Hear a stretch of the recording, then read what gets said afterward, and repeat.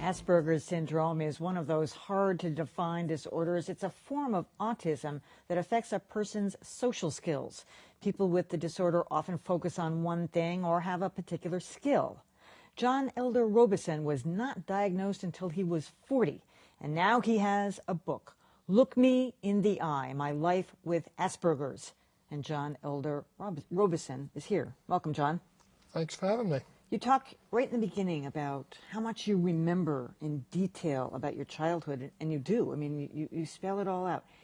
Did you know then, as a little kid, that you were different from the other little kids? No, because when you're a child, what you grow up around is your normal world. However strange it may seem to somebody observing you, it's all you know. I knew that I didn't fit in, and I knew that I was lonely and I struggled to make friends, but I never knew why. You give examples of interactions with kids about your reactions being inappropriate. They would say one thing and you would respond with kind of a non sequitur to something out of the blue.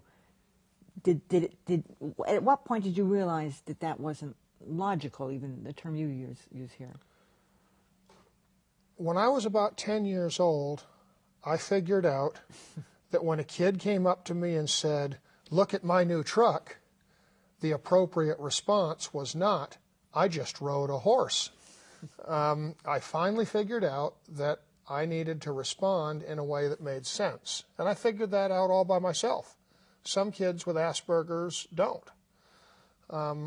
But it was not until I was 40 years old and I learned about Asperger's that I truly understood the meaning of seemingly simple phrases like "look me in the eye," which my teachers said to me all through my childhood. And I never really understood. Was it that you couldn't do it, or you didn't understand what it meant?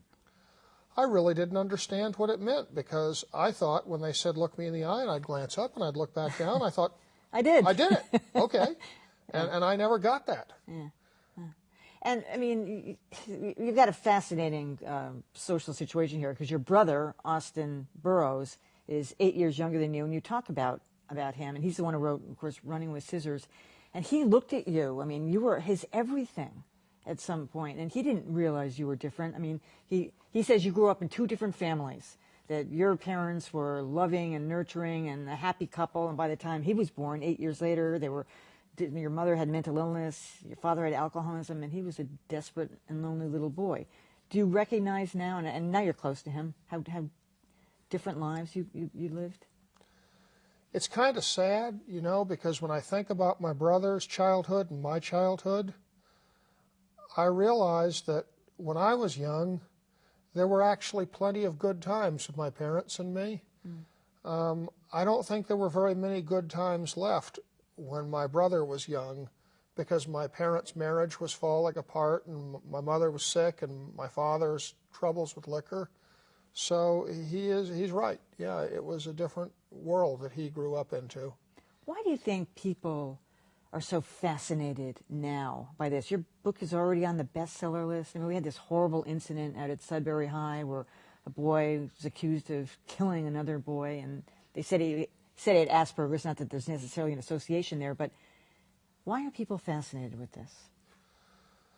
I think that deep down, everyone feels like they were a misfit. Every boy who was 13 years old was terrified that the girls were going to laugh at him at the high school dance. Now, maybe I was more ridiculous, maybe I was more robotic, and maybe more girls would have laughed at me, but every boy who was 13 had that feeling, and my book speaks to that, and so many people write me and tell me that they see themselves in my stories. I had no idea that the book would speak to the world in the way it appears to do, but it really touches people deeply. Now, how does it affect your life now? I mean, you talk about it so reasonably and rationally, and it's almost like it's in the past. But it's something you know. I mean, you don't get rid of it. So how does it affect your life now? Well, it's a way of being. It's not like a disease. The cure, if one would call it a cure, is for one to learn how to fit in. I spent much of my young life as a weirdo and as a freak.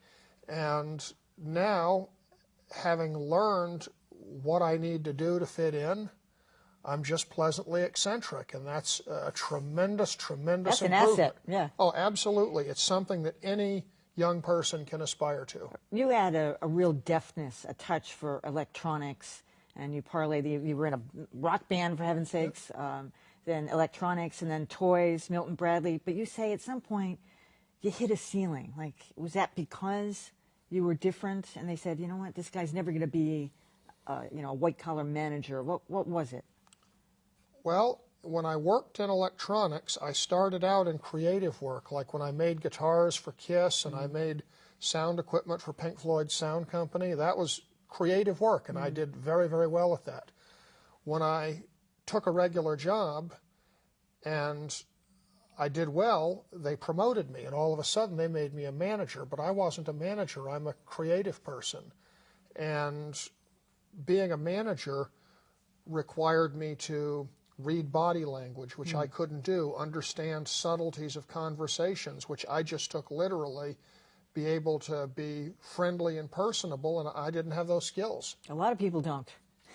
That's what I find when people read my book and write me. Yeah, it's not just necessarily Asperger's. A lot of people get promoted, beyond. So how, you and your wife have a business, you Yep. repairing and I guess restoring European cars, and then you have a child.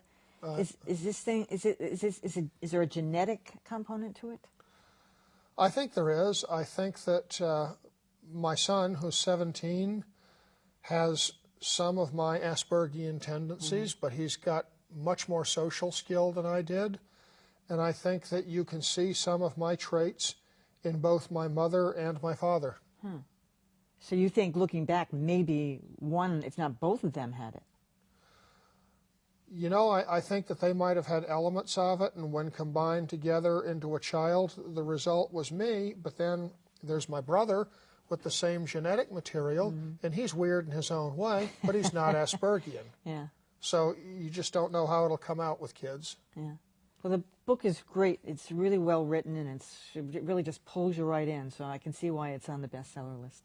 Good luck to you. Well, thank you. John L. Robison, thank you so much for coming. Thanks for Look having me in the eye. All right, and when we continue, the Warnick collection at the MFA.